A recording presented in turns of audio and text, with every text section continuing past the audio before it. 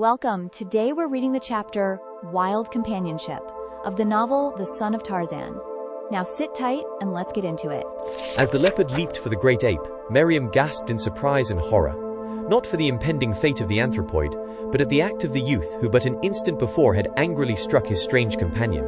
For scarce had the carnivore burst into view, than with drawn knife the youth had leaped far out above him, so that as Sheeta was almost in the act of sinking fangs and talons in Akut's broad back, the killer landed full upon the leopard's shoulders. The cat halted in mid-air, missed the ape by but a hair's breadth, and with horrid snarlings rolled over upon its back, clutching and clawing in an effort to reach and dislodge the antagonist, biting at its neck and knifing it in the side. Akut, startled by the sudden rush from his rear, and following hoary instinct, was in the tree beside the girl with an agility little short of marvelous in so heavy a beast. But the moment that he turned to see what was going on below him, brought him as quickly to the ground again. Personal differences were quickly forgotten in the danger which menaced his human companion, nor was he a whit less eager to jeopardize his own safety in the service of his friend than Korak had been to succor him. The result was that Sheeta presently found two ferocious creatures tearing him to ribbons. Shrieking, snarling and growling, the three rolled hither and thither among the underbrush, while with staring eyes the sole spectator of the battle royal crouched trembling in the tree above them, hugging Geeka frantically to her breast.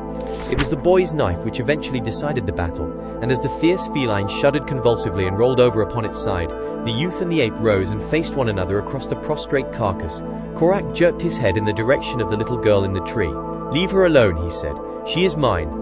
Akut grunted, blinked his bloodshot eyes and turned toward the body of Sheeta. Standing erect upon it, he threw out his great chest, raised his face toward the heavens and gave voice to so horrid a scream that once again the little girl shuddered and shrank. It was the victory cry of the bull ape that has made a kill. The boy only looked on for a moment in silence. Then he leaped into the tree again to the girl's side. Akut presently rejoined them. For a few minutes he busied himself licking his wounds. Then he wandered off to hunt his breakfast. For many months the strange life of the three went on unmarked by any unusual occurrences, at least without any occurrences that seemed unusual to the youth or the ape. But to the little girl it was a constant nightmare of horrors for days and weeks, until she too became accustomed to gazing into the eyeless sockets of death, and to the feel of the icy wind of his shroud-like mantle. Slowly she learned the rudiments of the only common medium of thought exchange which her companions possessed, the language of the great apes. More quickly she perfected herself in jungle craft, so that the time soon came when she was an important factor in the chase, watching while the others slept, or helping them to trace the spoor of whatever prey they might be stalking. Akut accepted her on a footing which bordered upon equality, when it was necessary for them to come into close contact, but for the most part he avoided her. The youth always was kind to her, and if there were many occasions upon which he felt the burden of her presence, he hid it from her. Finding that the night, damp and chill, caused her discomfort and even suffering, Korak constructed a tight little shelter high among the swaying branches of a giant tree. Here little Miriam slept in comparative warmth and safety, while the killer and the ape perched upon nearby branches, the former always before the entrance to the lofty domicile, where he best could guard its inmate from the dangers of arboreal enemies.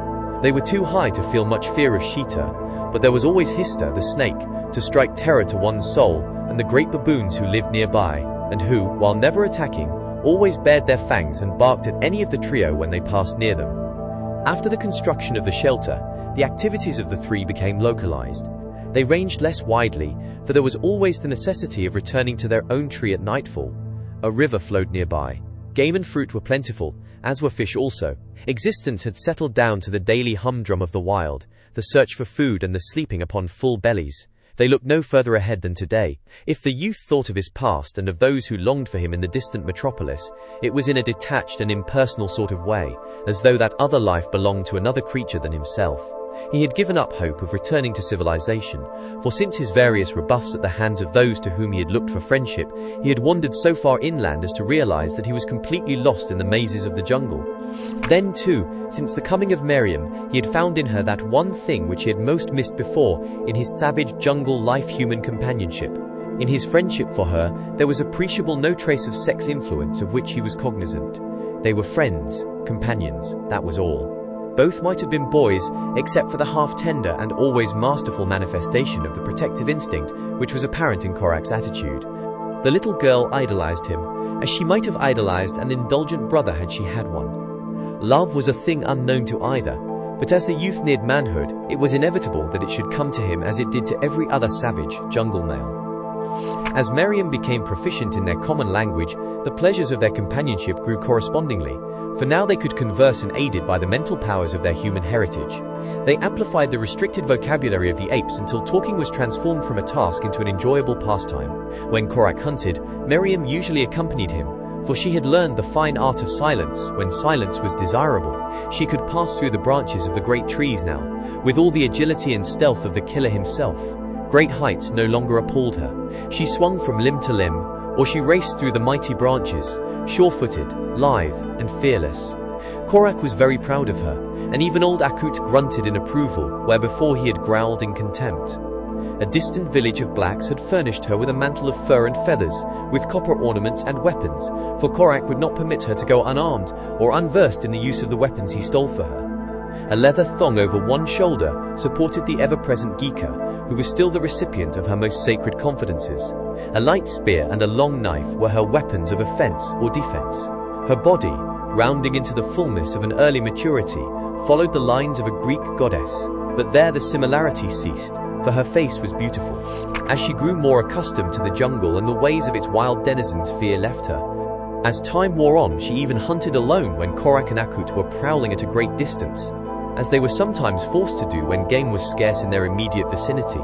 Upon these occasions, she usually confined her endeavors to the smaller animals, though sometimes she brought down a deer, and once even Horta, the boar, a great tusker that even Sheeta might have thought twice before attacking.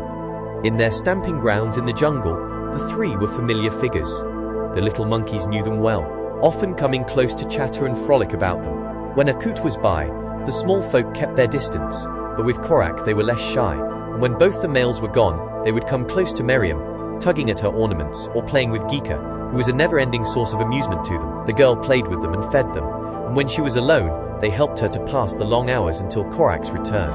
Nor were they worthless as friends. In the hunt, they helped her locate her quarry.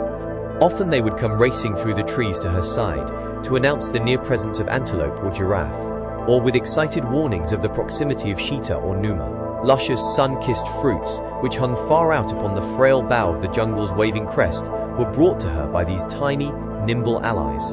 Sometimes they played tricks upon her, but she was always kind and gentle with them, and in their wild half-human way, they were kind to her and affectionate.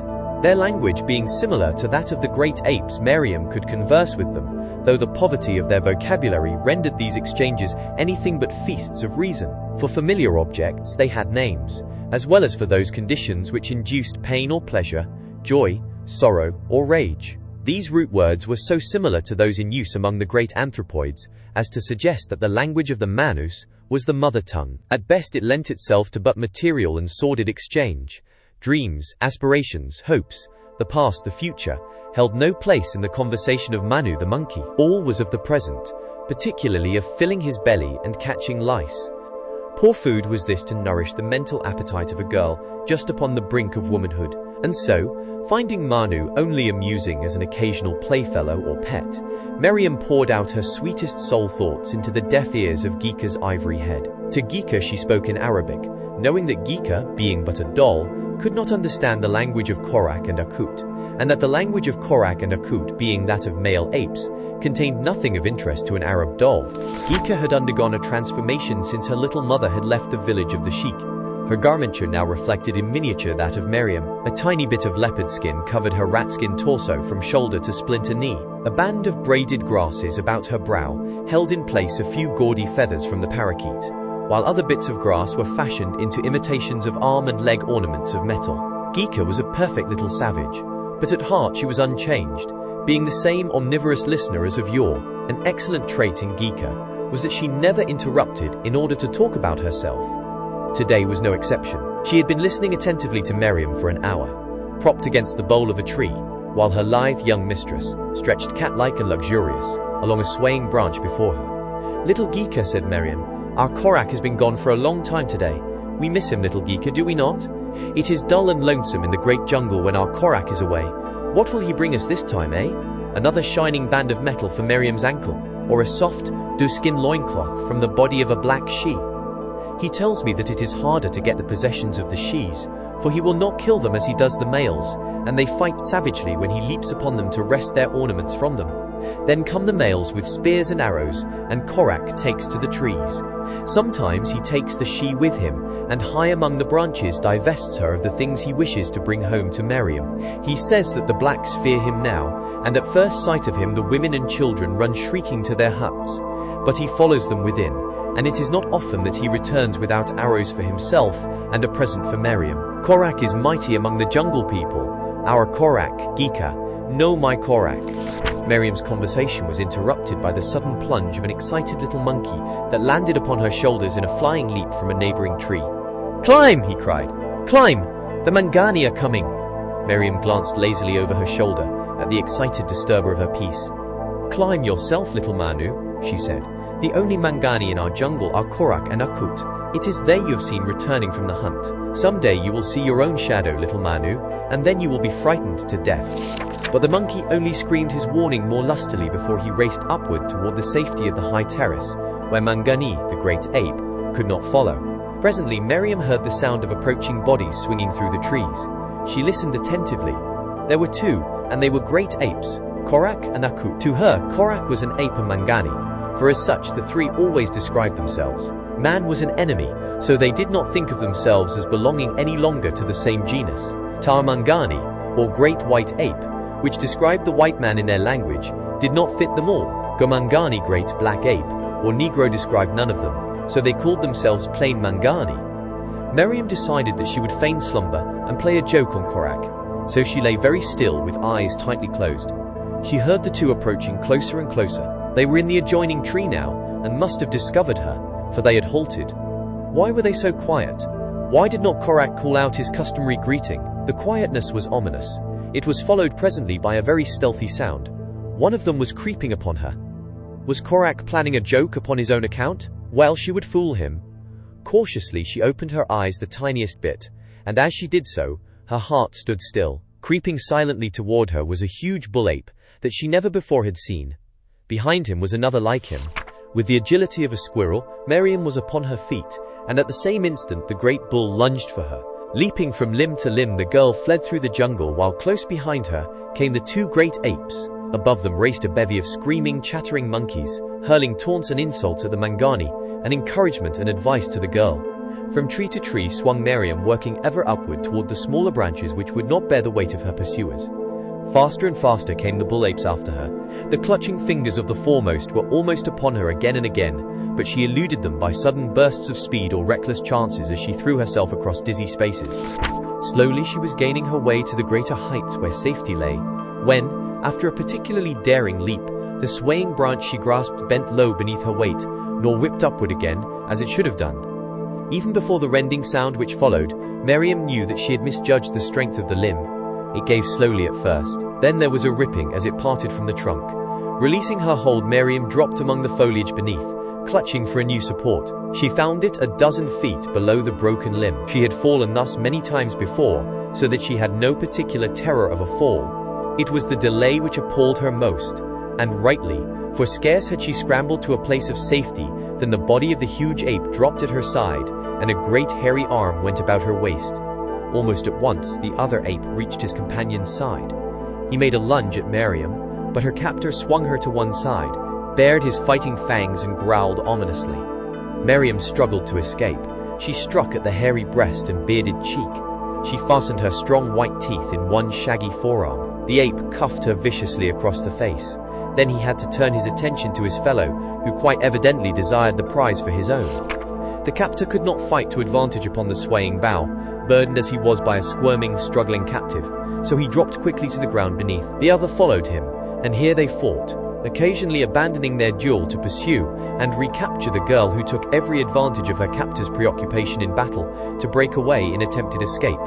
But always they overtook her, and first one, and then the other possessed her, as they struggled to tear one another to pieces for the prize. Often the girl came in for many blows that were intended for a hairy foe, and once she was felled, lying unconscious, while the apes, relieved of the distraction of detaining her by force, tore into one another in fierce and terrible combat. Above them screamed the little monkeys, racing hither and thither in a frenzy of hysterical excitement. Back and forth over the battlefield flew countless birds of gorgeous plumage, squawking their hoarse cries of rage and defiance. In the distance, a lion roared. The larger bull was slowly tearing his antagonist to pieces. They rolled upon the ground, biting and striking. Again, erect upon their hind legs, they pulled and tugged like human wrestlers. But always the giant fangs found their bloody part to play, until both combatants and the ground about them were red with gall. Miriam, through it all, lay still and unconscious upon the ground. At last one found a permanent hold upon the jugular of the other, and thus they went down for the last time. For several minutes they lay with scarce a struggle. It was the larger bull who arose alone from the last embrace. He shook himself. A deep growl rumbled from his hairy throat. He waddled back and forth between the body of the girl and that of his vanquished foe. Then he stood upon the latter and gave tongue to his hideous challenge. The little monkeys broke, screaming, in all directions as the terrifying noise broke upon their ears. The gorgeous birds took wing and fled. Once again the lion roared, this time at a greater distance. The great ape waddled once more to the girl's side. He turned her over upon her back, and stooping commenced to sniff and listen about her face and breast. She lived. The monkeys were returning. They came in swarms, and from above hurled down insults upon the victor. The ape showed his displeasure by baring his teeth and growling up at them. Then he stooped, and lifting the girl to his shoulder, waddled off through the jungle. In his wake followed the angry mob. Did you enjoy today's chapter of The Son of Tarzan? Why not subscribe and ring the bell?